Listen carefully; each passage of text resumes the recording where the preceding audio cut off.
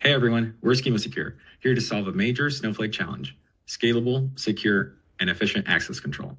The problem at hand is object-level privileges don't scale, and database-level access creates security risks by exposing too much data. The solution? Schema Secure. We enforce structured access control at the schema level with a simple, one-time setup. Each schema gets two roles: read-only for controlled data access, read-write for users who need to modify data. Let's see it in action with these three real-world use cases. Let's dive in. Thanks, Richard. The first use case is granting access on a couple schemas to these two roles. On the left-hand side, you can see how this would happen with a manual setup. And on the right-hand side, I'll walk you through how we would do this with Schema Secure. On the left-hand side, we have a really large block of code that grants these accesses.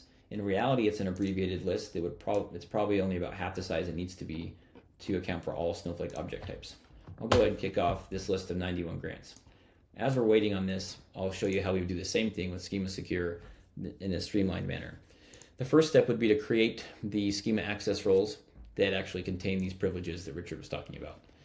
To do this, a customer can either execute the stored procedure we provide, or they can use our Streamlit app if they'd like a graphical user interface. I'll use this approach and select these three schemas and set up their access roles. Once this is done, we can switch back and see that we only have 4 grants that we need to execute to do the same thing as these 91 grants over here, as well as cover all access for additional Snowflake object types that are not covered in the manual approach. I'll go ahead and kick these off. And that's it.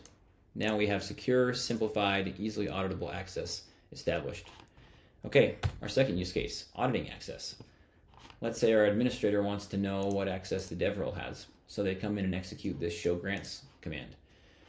You can see we have 84 records returned. This is a very abbreviated list because this is a sample database. In reality, we would have probably something in the thousands or tens of thousands. This is problematic for 2 reasons. It's very hard for a Snowflake administrator to really understand and parse through all these records, and they don't know what potentially is not here. We can see, for example, that there are a lot of tables that this role has access to in the same schema, but maybe there is 1 or 2 key tables missing, and those kind of things are hard to spot. On the right-hand side with Schema Secure, we can execute the same command to get the grants, and down in the bottom, we see a much more simplified list. We see that the role has usage on 3 database roles, which gives them read-only access to the sales schema, read-only access to the operations schema, and read-create, or in other words, read-write access to the staging schema.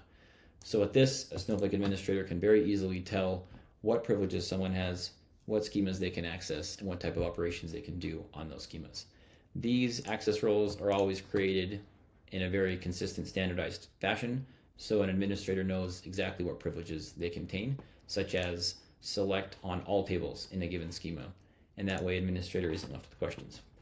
Our last use case, Snowflake releasing a new object type. This happens on a regular basis as Snowflake introduces new features for things like AI and ML. One recent example is the introduction of iceberg tables. Manually, an administrator would need to do a lot of research of existing privileges and then generate and execute potentially thousands of grants so that every role could use the new object type for every schema that they had access to. But until this access is done, the users can't use these new object types, so they're left without being able to take advantage of these new features. On the left, we can see how we would do this with a very abbreviated example. For iceberg tables, for just 2 roles for 3 schemas, this takes 9 grants. And on the right with Schema Secure, you can see we would simply push an update to our app, and which would happen automatically in the customer's account, and they would simply execute Schema Secure a second time in order to take advantage of the new features. Now I'll hand it back to Richard to understand what this really means for Snowflake customers. And that's Schema Secure. It makes access management effortless. It enforces least privilege. It eliminates manual privilege updates. It grants instant access to new Snowflake features. It streamlines access reviews. And with Schema Secure, access is simple, secure, and future-proof. Thank you.